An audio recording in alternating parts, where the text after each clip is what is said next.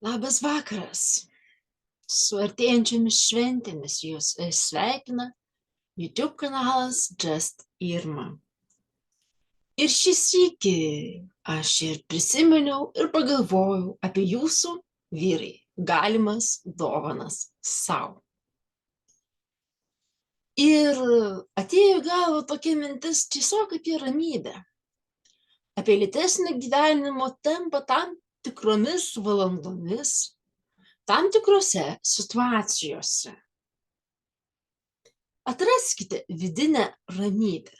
Šito aš jums palinkėčiau labai, labai nuoširdžiai. Juk ramybės skubėjime nėra. Lengva pasakyti, kad viskas blogai, nes mus užgriuvo rūpesčiai darbe, šeimoje. Finansinė situacija neišeina iš galvos, jau mes turime, ką mes turime įtampos tipo galvos skausmus, kai skauda šitos vietos ir lengvi judesiai tokie gali padėti šiek tiek apskritai nuo galvos skausmo, čia ne tik mano, čia ir kompetentingų vaistininkių teigimu labai padeda masažas, saugo mūsų fizinę ir mentalinę sveikatą. Brangus vyrai, aš suprantu, kad mus lydi mane, jūsų asmeninė sveikatinimo konsultantė ir jūs kaip vyrus, stresas ir įtampa. Stop, nepasiduokite, išmokite džiaugtis ir gerėtis. Aš suprantu, kad vyrui tai gali būti dar sunkiau negu moteriai. Giliai pakvėpuokite gamtoje. Neleiskite savo mąstyti apie tai, kas kelia įtampą.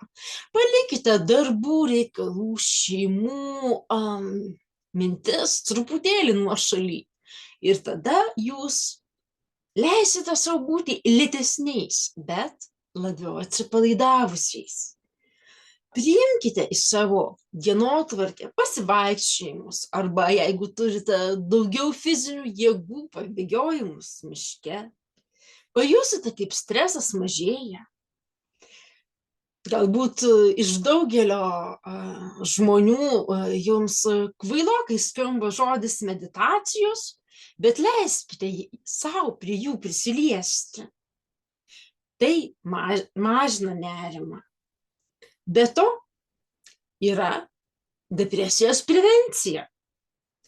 Būkite čia ir dabar. Nėra paprasta. Mintis labai mėgsta lėkti pirmyn kažkur, kas po savaitės, kas po 2 savaičių, bet šitaip nereikia. Tas buvimas čia ir dabar ir tam tikras laiko planavimas leis jums tapti laimingais. Joga, pasivaikščiojimas, gilus kvėpavimas. Giliai kvėpuoti reikia išmokti. Tai padeda mūsų širdžiai. Dar egzistuoja, yra diafragminis kvėpavimas, kuris taikomas mokantis muzikos, jis yra kvėpavimas pilvu ir kartais tam tikrose situacijose taip pat pripildo plaučius oro. Ir tiesiog suvokite, gera likti toje akimirkoje, kurioje esate. Nereikia skubėti mintimis pirmyn. Tai žlugdo ir verslininkus, ir paprastus darbininkus, ir logistus, ir vyrus turinčius šeimas, ir neturinčius jų. Yra ieškoma visokių energetinių gėrimų, kurie galėtų padėti dar varyt, bet deja šitaip galima tikrai prarasti sveikatą. Neįžeidinėjant ir nesakant nusivaryt, bet iš tikrųjų netgi prieš šventinių laikotarpių duokite savo, būkite savo, elkitės savo. Juk laimė tai yra meilė savo. Rūpintis savimi reiškia mylėti save.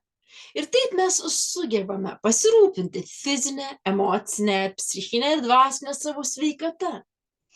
O meilė sau tai yra tiesiog sveika mityba, nepamirškime jos ir per šventes. Galbūt bus prigaminta ant stalo daugybė valgių, bet pamastykite, kaip jausitės po kelių dienų. Reguliari mankšta.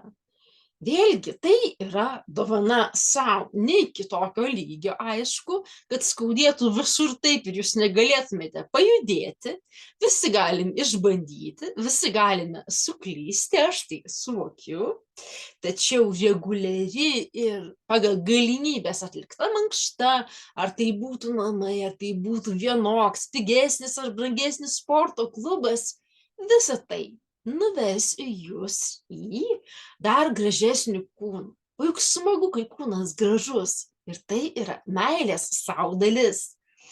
Bendra gerovė. Nepamirškite artimųjų, jie tikisi iš jūsų.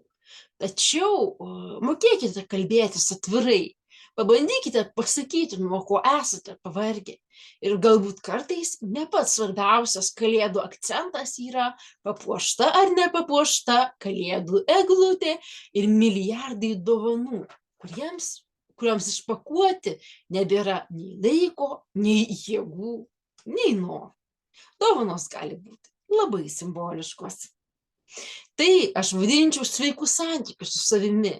Pripažinti tai, kada esi pavargęs, pripažinti tai, kada esi liūdnas ar linksmas, tiesiog mokėti atskirti savo emocijas. Kada tu daug gali, kada tu mažai gali. Aš, aišku, kalbu daugiau iš 3 ir 4 verslo kvadranto pusės pagal Roberto Kiyosaki knygą apie pasyvių pajamų kūrimą ir panašiai, bet ir laiką sau, nes tada yra daugiau laiko sau, tačiau bet kuris samdomas darbuotojas, bet kuris smulkusis verslininkas gali šias mintis inkorporuoti į savo gyvenimą. Ir vėlgi, rūpinimasis savimi. Nemokysiu, jūsgi mokat, tik priminsiu, kad nepamirštumėt tame bėgime, tame lėkime, tame šventinėme karnavale, tame šventinėme žmonių zoologijos sode. Gal nevertėtų konkuruoti dėl Samsungų ar kitokio ženklo televizorių, kas daugiau jų pasiims išsimokėtinai, o verčiau pažvelkite į žmonės šalia. O gal jūsų draugė pavargo, o gal jūsų vaikai jau net nebegali žiūrėti į tuos blizgučius, į tas dovanas. Tai rūpinimasis, tai yra atjauta. Teigiama energija kitiems, o iš kur jos paims, jeigu pats vos paini? Jeigu jūs dar galite, pirmyn, bet nepamirškite. Su pozityvumu, su šypsena, su atsipalaidavimu duokite kitam. Galbūt net ir šiek tiek materialių dalykų ir jie jums sugrįš kitokios formos, džiuginančiomis smulkmenomis arba netgi nesmulkmenomis. Teigiama energija bus jūsų viduje, teigiama energija jūs apsupsite ir aplinkinius. Nepamirškite savęs palepinti. Pavyzdžiui, voniose, pavyzdžiui, jeigu leidžia galimybės kurortuose, kur galima slidinėti. Visų pirma, esate jūs. Jūs esate tas number one. Jūs padėsite kitiems, jeigu sugebėsite padėti sau. Ir jūs laimingas, ir jūs žavingas, ir jūs aistringas. Daug kas tvarkosi, tik mokėkime visi, bet visų pirma kreipiuosi į vyrus, mokėkite būti čia ir dabar. Čia jūsų atsipalaidavimas, čia jūsų laikas, čia jūsų idėjos, čia jūsų emocijos, perteiktos labai paprastai, bet visgi tiesiai iš širdies į širdį. Galėčiau užsiminti apie veido ir kūno masažus, bet reikia ieškoti itin jūsų poreikius atitinkančių salonų. Tam vėl reikia laiko. Nebijokite. Sugebėkite padėkoti už daugelį dalykų, išmokite dėkoti už tuos dalykus, kuriuos jau turite. Visų pirma, išmokite būti dėkingi už dabartį. Dėkokite už tai, ką jau turite ir kuo esate, kuo tapote. Tai jūsų, tai jau padaryta ir niekas to iš jūsų neatims. Numokite ranką į apkalbas, numokite ranką, kad galbūt kaimyno mašina didesnė ir gražesnė. Numokite ranką į tai, kad galbūt ne jūsų pasisakymas buvo pats tobuliausias. Pasakykite liūdesiui ir apatijai beje, nes šie dalykai aplanko dažnai būtent prieš Kalėdas arba prieš naujuosius metus, nes mes mėgstam įvertinti praėjusius. Ir tada, nors tai nėra taip paprasta, ateina galimybė medituoti, ateina galimybė atsigauti, ateina galimybė truputėlį sustoti ir pajausti tą laimę, išmokti pasidžiaugti. Džiaukimės būtent savo gyvenimu. Nelįskime ten per daug, kas kitur, kur kitaip, kas kitaip. Nes dažnai tai būna tiesiog pasirodymas, be tikrumo, be vidinių vertybių. O mes galime daug, mes esame originalūs žmonės. Ir jums, vyrai, linkėčiau dar. Išmokite būti su savimi ir savimi. Tai yra ta emocija, tas grožis, kai tu moki būti ir vienas, tu nebijai savo minčių, tu nebijai savo pripažinti, kad suklydai. O tada atleiskite savo. Atleiskite tiesiog už tai, baigiantis 2023 metams. Atleiskite už tai, ką laikote klaidomis ir priimkite savo pačių atleidimą. Jeigu jums padėjo, padėkokite. Pavyzdžiui, padėkokite sveikatos sistemos darbuotojui, nors gal pykote ant jo už tam tikras klaidas. Va tokia padėka netobulam žmogui iš netobulo žmogaus.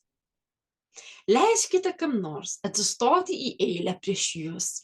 Nepaisant to, kaip skubate, taip jūs patirsite slower pace of life, taip jūs patirsite vadinamąjį lėtesnį gyvenimo tempą, taip jis kainuoja, taip jis kartais būna ne taip jau paprastas, bet toks yra tas lėtesnis gyvenimo tempas, kurį jums siūlo asmeninė vyrų sveikatinimo konsultantė Just Irma, taip pat dingstanti iš ekrano, atsirandanti ekrane ir einanti savo pačios tobulėjimo keliu.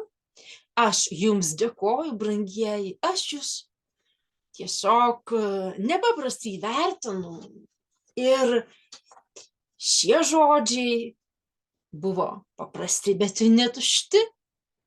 Ir labai tikiuosi, kad viltingai ir kūrybiškai draugausime ir 2024 metais toks labai paprastas ir labai netobulas, bet labai šiltas ir gyvenimiškas YouTube kanalo Just Irma sveikinimas su būsimomis šventėmis.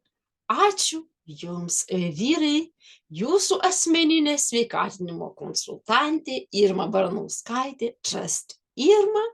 Ir ką? Bučinukas, šypsena ir mokymės dėkoti vieni kitiems.